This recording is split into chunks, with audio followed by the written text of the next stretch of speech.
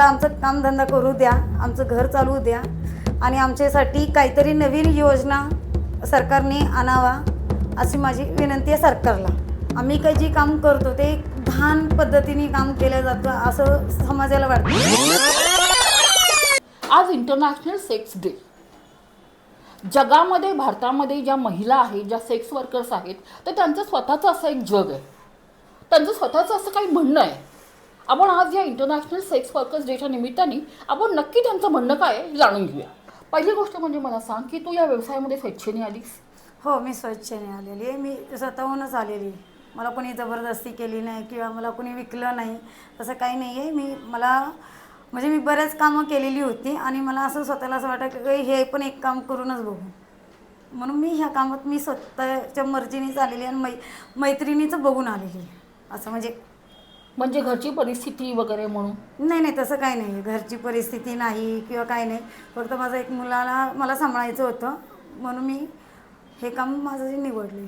म्हणजे मुलाला सांभाळायचं होतं म्हणजे तू एक मुलगी दत्तक घेतायस की कसं काय सांभाळायचं होतं? म्हणजे स्वतःचा मुलगा माझा आहे, तर त्या मुलाला म्हणजे मी घरातून जेव्हा निघून आलेली होती, घरात कोणी नव्हतं, म्हणजे सपोर्ट नव्हता घरच्यांचा, तर मी अशीच भटकत होते, काम शोधत होते आणि माझी मैत्रीण म्हणजे नवीनच ओळख झाली होती आणि तिच्यासोबत मी 5-6 महिन्यासोबत अशीच ओळख झालेली होती आणि ती हे काम करत होती. मी तिला विचारलं की तू काय काम करते, तर तिने सांगितलं की मी अशी काम करते, तू करणार आहेस का? तर मी पहिल्यांदा तर नाहीच म्हणलं. नंतर ज्याला मग मला काय दुसरं काम मिळत नव्हतं म्हणून मी तिला म्हणले की बाई तू काय काम करते ती मला शिकव आणि मी करते. अशी मी स्वतःहूनच म्हणजे आलेली आहे. म्हणजे किती वर्ष झाली आहे सगळ्याला? आता तरी मला 19-20 चालू असेल. म्हणजे हे जून महिना चालू आहे, तर जुलै महिन्यामध्ये मला 19 संपूर्ण 20 चालू होईल. समाजाचा एकूणच या सगळ्याकडे बघण्याचा दृष्टिकोन काय आहे? समाजाचा दृष्टिकोन तर खूप वाईट आहे. पहिल्यांदा तर ह्या सेक्स वर्करला काम समजत नाही आहे. आम्ही काही जे काम करतो ते घाण पद्धतीने काम केलं जातं असं समाजाला वाटतं. कारण की आमचा शरीरासोबत जरी संबंध असेल तर पण आम्ही असं म्हणजे काय हे करतो की फक्त आम्ही तयार होऊन रोडला उभे राहिलेले असेल किंवा घरापाशी जरी उभं राहिलेलं असेल ते आमच्या मर्जीने उभा राहतो आणि कस्टमर स्वतःच्या मर्जीने येतो. असं नाही की त्याला आम्ही जबरदस्तीने ओढतो किंवा त्याला घरी जाऊन बोलवणं किंवा फोन करून बोलवणं असं नाही आहे. हां, जर ओळखीचा कस्टमर असेल तर तो स्वतःहून फोन करतो आणि मग विचारतो की बाबा तू आहेस का वेळेवर, तर मी येतो. असं आमचं काम. पण लोकांच्या दृष्टिकोनाने असं वाटतं की हे खूप असं नाही का पाकीटमार करतात किंवा जबरदस्तीने बोलून घेतात, त्यांना शिव्यागाळी करतात, त्यांना मारहाण करतात. हे अशा जे वाईट गोष्टी जी समाजापर्यंत गेलेली आहे तर ते अक्षरशः चुकीचं आहे.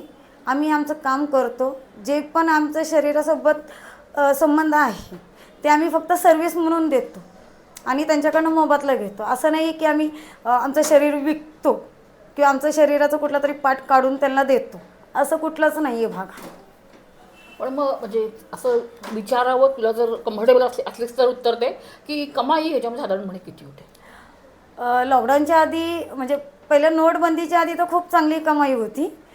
नोटबंदी झाली त्यानंतर खूप म्हणजे डाऊन झाला. त्यानंतर कसं ते GST परत GPay फोनपे हे ते सगळ्या गोष्टी आल्या ना, त्यामुळे थोडीशी कमाई कमी झाली. कारण की आता जर समजा बँक अकाउंट जर अटॅच असेल म्हणजे एकत्र नवरा बायकोचं असेल तर त्यांनी जर कुठं खर्च केलेला असेल नवऱ्याने तर बायकोकडे मेसेज जातो, बायकोनी कुठं खर्च केलेला असेल तर नवऱ्याकडे मेसेज जातो.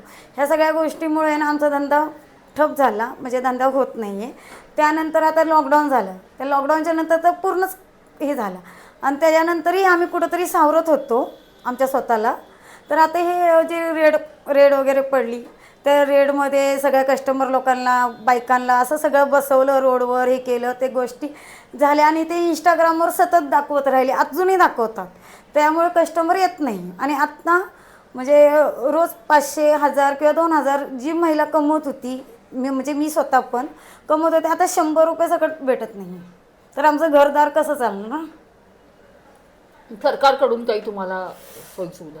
सरकारकडनं तर कुठलीच आम्हाला एकतर कुठली योजना मिळत नाही आहे, कुठली पेन्शन मिळत नाही आहे आणि आमच्या कामाला कामं समजत नाही. मेन गोष्ट तर ती आहे.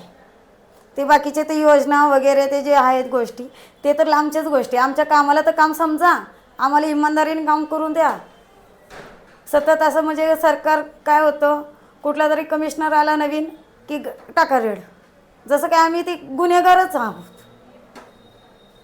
अरे एवढ्या सगळ्या काही गुन्हे होतात त्यांना पकडत नाही, पण आम्ही काही करत नाही, काहीच गुन्हा करत नाही. मी जागेवर उभे राहिलेलो असतो आणि जागेवरच आमचं सगळं कामधंदा करत असतो, पण ते सरकारला मान्य नाही आहे ना. आम्हाला विक्टीम गुन्हेगार हे सगळंच मानून ठेवलेलं आहे. तर मग ते सगळं पहिलं नीट हे करा, आम्हाला आमचं कामधंदा करू द्या, आमचं घर चालवू द्या आणि आमच्यासाठी काहीतरी नवीन योजना सरकारने आणावा अशी माझी विनंती आहे सरकारला. पण करणार नाही माहिती मला. मला एक सांग की कॉन्ट्रासेप्टिव्ह जे असतात म्हणजे गर्भनिरोधक जे असतात तर ते वापरण्यासाठी तुम्ही नेहमी आग्रही असता, पण जेव्हा ते कॉन्ट्रासेप्टिव्ह म्हणजे गर्भनिरोधक म्हणजे निरोध सारखे जे होत असतात तर ते आग्रही असतात, तर कस्टमर कधी जर त्यांनी विरोध वगैरे केला तर मग तुम्ही काय करता? एकदा पहिल्यांदा आम्ही कस्टमरला प्रेमाने समजवतो की बाबा तू कंडोम लाव, कारण की तुझं घरदार आहे, आमचं पण घरदार आहे. समजा मला तुला नसेल HIV पण मला असेल आणि तू माझ्यासोबत जर बिगर कंडोमचं बसला तर तुला HIV होऊ शकतं. शक्यतो म्हणजे कमी आहे पण होऊ शकतं, अचानक काय सांगू शकत नाही. तर मग त्यामुळे तू कंडोम लाव, भले 2 नको लाव, 1 लाव आणि व्यवस्थित बसून जा. जर नाही लावत असेल तर मध्ये म्हणजे लेडीज कंडोम पण आलेले होते, तेही वापरत होतो. आम्ही सगळेजण वापरायला सुरुवात केलेली होती. आणि त्यानंतर जर एखाद्या टायमाला जर कंडोम फुटला किंवा कस्टमर खूपच आग्रह करायला लागला आणि एखाद्या महिलाला खूप पैशाची अडचण असेल आणि तिने जर बसली तर ती 24 तासाच्या आतमध्ये, ती 72 घंटेच्या आतमध्ये जी गोळी खातात, जी गोळी मेडिकलमध्ये किंवा डॉक्टरांपाशी असते ती घेतात आणि ते करतात. आणि जर समजा पार्टनरकडनं कधी तर राहिलं एखादं गर्भ म्हणजे पोटशी ती राहिली तर मग आपले डॉक्टर आहे, तिला जर लेकरू पाहिजे नसेल तर आपले FPI आहे, फॅमिली प्लॅनिंग असोसिएशन, तर तिथं जाऊन आम्ही हे करतो. साधारणपणे बुधवार पेठेमध्ये किती अशा महिला आहेत? साधारणपणे आकडा कितीच असेल? पहिले जेव्हा मी इथं आले होते तेव्हा 4 ते 5 हजाराच्या महिला होत्या. त्यावेळेस खूप असं गच्चभर बुधवारपेठ दिसत होतं. जाग्यावर महिला होत्या, एकदम हसत खेळत राहत होत्या. गावाकडं आपण जेव्हा जातो तर लहान लेकरं कसे खेळतात ना अंगणामध्ये बसून, एकदम मस्त वाटतं, तसं ते बुधवारपेठ दिसत होतं. आणि हे बुधवारपेठ म्हणजे मिनी इंडिया आहे आणि त्यामध्ये सगळ्या जातीचे बायका आहेत, एक जातीचे नाही. पण आता असं झालेलं आहे की जे नोटबंदी, लॉकडाऊन, परत आता हे सतत रेड पडणं, हे सगळं गेलं. आता 2000पेक्षा बी कमीच बायका आहेत आणि ते बाहेर वेगवेगळ्या ठिकाणावर राहतात, पण ते आम्हाला भेटत नाही आहे. असं होतं कधी कधी. आता एक शेवटचा प्रश्न माझा, जो आम्हाला सगळ्यांना पडला आहे, की त्या महिलेचं वय झाल्यानंतर त्या महिलेचं पुढे काय होतं? काय होतं पुढे, काय होतं, सरकार काय करत नाही. आणि जे लेकरं आहेत, जेव्हापर्यंत लेकरांना पैसा खायचा असतो तोपर्यंत चांगली मलाई खातात आणि जेव्हा ती थकली तर तिला म्हणणार की मग तुझा निघून किंवा तू धंदा करते म्हणून माहिती पडलं तर हे होतं. पण काही महिलांचे लेकरं असे आहेत की त्यांना माहिती असताना सगळं ते सांभाळतात, नीट व्यवस्थित ठेवतात घरात. काही महिलांचे लेकरं बायको आल्यानंतर कसं असतं की बायकोचंच ऐकतात, मग ते हे करतात, मग ती परत महिला इथंच धंद्याला येणार. पण सरकारने कुठंतरी असा विचार केला आहे का की बाबा सेक्स वर्कर पण एक महिलाच आहे किंवा ट्रान्सजेंडर आहे किंवा पुरुष आहे, काही ना काहीतरी सेक्स वर्करचे काम करतात, ते एक माणूसच आहे ना, जनावर तर नाही आहे. जनावरांसाठी पिंजरा बनवतात, पण जे आहे सेक्स वर्कर त्यांचे वय झाल्यानंतर त्यांना कोण सांभाळत नसेल तर त्यांच्यासाठी वृद्धाश्रम करा. या असल्या गोष्टी करणार आहेत का? ते करणार नाहीत. फक्त तुम्ही सेक्स वर्करमध्ये आहे तर तुम्ही गुन्हेगार आहे आणि तुम्हाला टाका आतमध्ये. ह्या सगळ्या गोष्टीत सुप्रीम कोर्टचे गाईडलाईन्स आले तरी त्याच्यावर कुठलाही पोलीस एकही काम करत नाही. कुठलं काम करतो? कारण की मध्ये पण आता 2022ला जे सुप्रीम कोर्टचे गाईडलाईन्स आले त्याच्यामध्ये खरं सांगा की सुप्रीम कोर्टाने सांगितलं की दोन महिलांच्या विपरीत 4-5 महिला असेल तर ते गुन्हा आहे, तर तुम्ही तिथं थांबू नका, वेगवेगळे थांबा. 18 वर्षाच्या वर जर असेल तर तुम्ही स्वेच्छेने धंदा करू शकता, असं सुप्रीम कोर्टाने सांगितलं. किंवा पोलिसांनी मारहाण करू नये, शिवागाळी करू नये, त्यांच्यावर अत्याचार करू नये, ह्या सगळ्या गोष्टी सुप्रीम कोर्टला सांगितले, ते गायडन्स आले. पण त्याच्यावर एकानंही पोलिसांनी काम केलं आहे का? नाही केलं. कारण की जेव्हा पण येतात ते शिव्यागाळी करतात किंवा त्यांना हळूहळू करतात, मारहाण करतात. कुठला सुप्रीम कोर्ट फायदा तरी काय?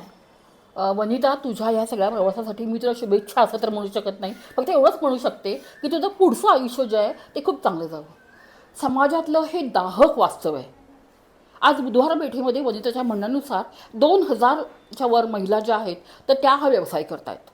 इंटरनॅशनल सेक्स वर्कर्स डेच्या निमित्ताने आपण या महिलांना खरं म्हणजे त्यांच्या पुढच्या आयुष्यासाठी शुभेच्छाच देऊया. आपण एवढंच करू शकतो.